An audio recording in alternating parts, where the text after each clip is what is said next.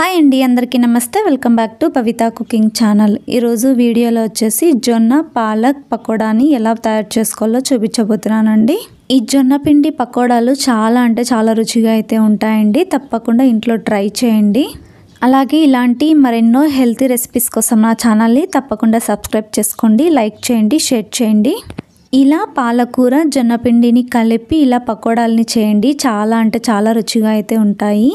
ఈ పకోడాలు ఆయిల్ కూడా అస్సలు పట్టవండి, అంత టేస్టీగా ఉంటాయి. చాలా ఈజీగా కూడా తయారు చేసుకోవచ్చు. మరి ఇక లేట్ చేయకుండా జొన్న పిండి పాలక్ పకోడాని ఎలా తయారు చేసుకోవాలో చూద్దాం రండి. ముందుగా ఒక మిక్సింగ్ బౌల్ తీసుకుని అందులోకి ఉల్లిపాయ ముక్కల్ని ఇలా పొడవుగా కట్ చేసి వేసుకోండి. ఇందులోకి 1/2 టీ స్పూన్ దాకా ఉప్పును, 1/2 టీ స్పూన్ దాకా కారం, 1/2 టీ స్పూన్ దాకా గరం మసాలాను వేసుకోండి. అలాగే ఇందులోకి 1/4 టీ స్పూన్ దాకా మిరియాల పొడిని కూడా వేసుకోండి. 1/2 టీ స్పూన్ దాకా వామును కూడా వేసుకోండి. 1/2 టీ స్పూన్ దాకా జీలకర్రని కూడా వేసుకోండి. చిన్నగా కట్ చేసుకున్న పాలకూరను కూడా 1/2 కప్పు దాకా వేసుకోండి. పాలకూరను 2 సార్లు బాగా వాష్ చేసిన తర్వాత ఇలా చిన్నగా కట్ చేసి వేసుకోండి. కొత్తిమీరను కూడా ఇలా చిన్నగా కట్ చేసి వేసుకోండి. వీటన్నిటిని కూడా ఇప్పుడు బాగా ఇలా మిక్స్ చేసుకోండి. ఈ ఉల్లిపాయ ముక్కలు బాగా విడివిడిగా అయ్యేటట్టు ఇలా పులుముకుంటూ మిక్స్ చేసుకోండి. ఇలా కలిపేటప్పుడే ఉల్లిపాయ ముక్కల్లో ఉండే నీరు అనేది బయటికి వస్తుందండి. ఇలా బాగా కలుపుకున్న ఈ ఉల్లిపాయ ముక్కల్ని మొత్తం ఒక 10 నుండి 15 నిమిషాల పాటు పక్కన ఉంచుకోవాలండి. ఇలా పక్కన ఉంచుకోవడం వల్ల పూర్తిగా ఇందులో ఉండే నీళ్ళు అనేవి బయటికి వస్తాయి.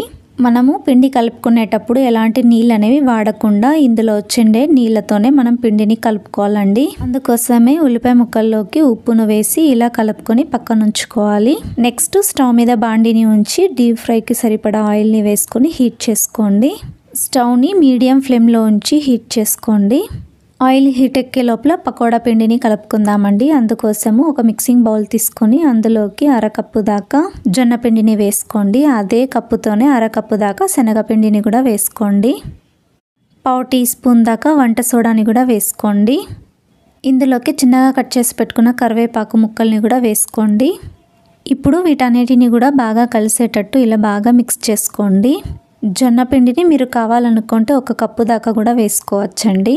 ఇప్పుడు 10 నిమిషాల పాటు పక్కన కలిపి ఉంచుకున్న ఉల్లిపాయ ముక్కలు మొత్తం వేసేసుకోండి.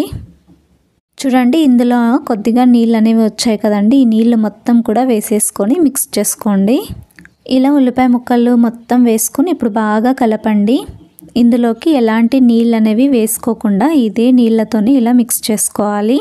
ఇలా నీళ్ళు అనేవి వేసుకోకుండా మనం పిండిని కలుపుకోవడం వల్ల పకోడా అనేది చాలా క్రిస్పీగా వస్తుందండి. అలాగే లోపల సాఫ్ట్గా కూడా వస్తుంది.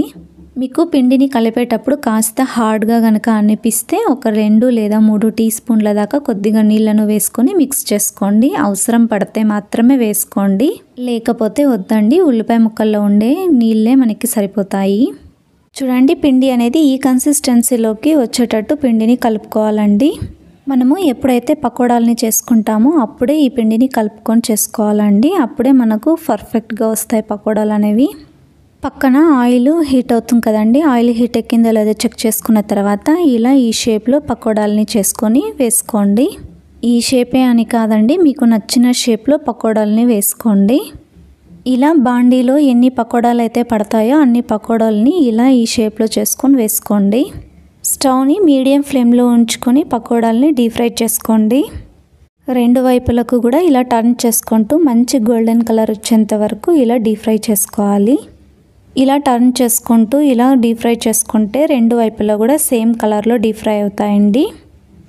ఇలా గోల్డెన్ కలర్లోకి టర్న్ అయిన తర్వాత ఇప్పుడు బయటికి తీసుకొని సర్వ్ చేసుకోవడమేనండి. మిగతా పిండితో కూడా సేమ్ ప్రాసెస్లో ఇలా పకోడాలని వేసుకొని ప్రిపేర్ చేసుకోవడమేనండి. ఇలా 2 వైపులకు కూడా టర్న్ చేసుకుంటూ గోల్డెన్ కలర్ వచ్చేంత వరకు డీప్ ఫ్రై చేసుకొని పక్కకు తీసుకోవడమేనండి. అంతే, ఎంతో హెల్తీ అయిన జొన్న పాలక్ పకోడా రెడీ అయిపోయాయండి. ఈ వర్షాకాలంలో వేడివేడిగా ఈవినింగ్ టైము ఇలా స్నాక్స్ చేసుకొని తినండి. చాలా అంటే చాలా రుచిగా అయితే ఉంటాయి. అంతేకాదండి, చిన్నపిల్లల నుండి పెద్దవాళ్ళ వరకు ప్రతి ఒక్కరూ చాలా ఇష్టంగా అయితే తింటారు. గ్యాస్ట్రిక్ సమస్యలు ఉండే వాళ్ళకి కూడా చాలా మంచిదండి. పూర్తిగా జొన్న పిండితోనే ఇలా పకోడాలని తయారు చేసుకోండి, చాలా మంచిది. ఎప్పుడు ఒకేలాగా కాకుండా ఇలా జొన్న పిండితో కూడా పకోడాలని ట్రై చేయండి. ఎలా వచ్చాయో అలాగే కింద కామెంట్ సెక్షన్లో కామెంట్ చేయండి. సరే కదండి, జొన్న పిండి పాలక్ పకోడాని. మీకు ఈ రెసిపీ కనుక నచ్చినట్టయితే లైక్ చేయండి, షేర్ చేయండి, సబ్స్క్రైబ్ చేయండి. Thank you for watching video.